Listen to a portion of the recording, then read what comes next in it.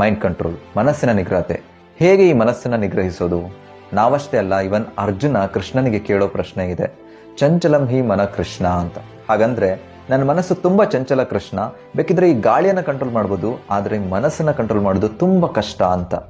ಆಗ ಕೃಷ್ಣ ಪರಮಾತ್ಮ ಹೇಳ್ತಾರೆ, ನೀನು ಹೇಳ್ತಿರೋ 100% ಸತ್ಯ. ಯಾರು ತನ್ನ ಮನಸ್ಸನ್ನ ಹಿಡಿತದಲ್ಲಿ ಇಟ್ಕೊಳ್ತಾರೆ ಅವರಿಗೆ ಅವರ ಮನಸ್ಸು ಬೆಸ್ಟ್ ಫ್ರೆಂಡ್ ಆದ್ರೆ, ಯಾರು ತಮ್ಮ ಮನಸ್ಸನ್ನ ಹಿಡಿತದಲ್ಲಿ ಇಟ್ಕೊಳ್ಳೋಕೆ ಫೇಲ್ ಆಗ್ತಾರೆ ಆಗೋದಿಲ್ಲ, ಅವರಿಗೆ ಅವರ ಮನಸ್ಸು ಶತ್ರುವಾಗುತ್ತೆ ಅಂತ. ಇಲ್ಲಿ ಕೃಷ್ಣ ಹೇಳ್ತಿರೋ ಮಾತನ್ನ ನಾವು ಈಸಿಲಿ ಅರ್ಥ ಮಾಡ್ಕೋಬಹುದು. ಜಸ್ಟ್ ಥಿಂಕ್ ಮಾಡಿ, ಯಾರಾದ್ರೂ ಒಬ್ರು ಸೂಸೈಡ್ ಮಾಡ್ಲಿಕ್ಕೆ ಪ್ಲಾನ್ ಮಾಡ್ತಿದ್ದಾರೆ ಅಂತ ಹೇಳಿದ್ರೆ ಅವರಿಗೆ ಬೇರೆ ಯಾರು ಹೇಳ್ತಿರಲ್ಲ ನೀನು ಸೂಸೈಡ್ ಮಾಡ್ಕೋ ಅಂತ, ಆದ್ರೆ ಅವರ ಮನಸ್ಸು ಮಾತ್ರ ಹೇಳ್ತಿರುತ್ತೆ, ಯು ಆರ್ ವರ್ತ್ಲೆಸ್, ನೀನು ಬದುಕೋಕೆ ಅರ್ಹನಲ್ಲ, ನೀನು ಸೂಸೈಡ್ ಮಾಡ್ಕೋ, ಹಾಗೆ ಹೀಗೆ ಅಂತ. ಹಾಗಾದ್ರೆ ಇಲ್ಲಿ ಅವನ ಓನ್ ಮೈಂಡ್, ಅವನ ಓನ್ ಮನಸ್ಸು ಅವನಿಗೆ ಶತ್ರುವಾಗಿ ಅವನಿಗೆ ಕೊಲ್ಲಿಕ್ಕೆ ಇಚ್ಛೆ ಪಡ್ತಾ ಇದೆ.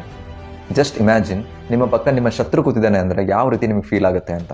ಡೆಫಿನೆಟ್ಲಿ ನಿಮಗೆ ಡಿಸ್ಕಂಫರ್ಟ್ ಫೀಲ್ ಆಗುತ್ತೆ, ಇರಿಟೇಷನ್ ಫೀಲ್ ಆಗುತ್ತೆ, ಯಾವಾಗಾದ್ರೂ ಈ ವ್ಯಕ್ತಿ ಇಲ್ಲಿಂದ ಎದ್ದೋಗ್ತಾನಪ್ಪ ಅಂತ ಫೀಲ್ ಆಗುತ್ತೆ. ಈ ಎಕ್ಸಾಂಪಲ್ನೇ ಎಕ್ಸ್ಟೆಂಡ್ ಮಾಡಿ ತಗೊಳ್ಳಿ. ನೀವು ಯಾವಾಗ ಅಲೋನ್ ಆಗಿರ್ತೀರಾ ಮತ್ತೆ ಒಬ್ಬರೇ ಇರ್ತೀರಾ, ಆಗ ನಿಮಗೆ ಈ ತರ ಡಿಸ್ಕಂಫರ್ಟ್ ಫೀಲ್ ಆಗೋದು, ಇರಿಟೇಷನ್ ಫೀಲ್ ಆಗೋದು, ಅಥವಾ ಒಬ್ಬನೇ ಇದ್ದಾಗ ತುಂಬಾ ಬೇಜಾರಾಗೋದು, ಒಂಥರ ಓವರ್ ಥಿಂಕಿಂಗ್ ಬರೋದು, ಸೂಸೈಡಲ್ ಥಾಟ್ಸ್ ಬರೋದು, ಇದೆಲ್ಲ ಆಗ್ತಿದೆ ಅಂತಂದ್ರೆ ನಿಮಗೆ ನಿಮ್ಮ ಮೈಂಡ್ ಕಂಟ್ರೋಲ್ ಇಲ್ಲ ಅಂತ ಅರ್ಥ, ಮತ್ತೆ ಅದು ಶತ್ರು ಆಗ್ತಾ ಇದೆ ಅಂತ ಅರ್ಥ. ಥಿಂಕಿಂಗ್ ಇಂದ ಮೂಡ್ ಅಪ್ಸೆಟ್ ಆಗೋದು, ಡಿಪ್ರೆಷನ್ ಇಂದ ಬಳಲೋದು, ಇದೆಲ್ಲ because of the only one thing that is called mind. ಇದಕ್ಕೆ ಶ್ರೀಕೃಷ್ಣ ಪರಮಾತ್ಮ ಹೇಳ್ತಾರೆ, ಮೈಂಡ್ ಕಂಟ್ರೋಲ್ ಡಿಫಿಕಲ್ಟೇ ಆದ್ರೆ ಇಂಪಾಸಿಬಲ್ ಅಲ್ಲ ಅಂತ. ಈ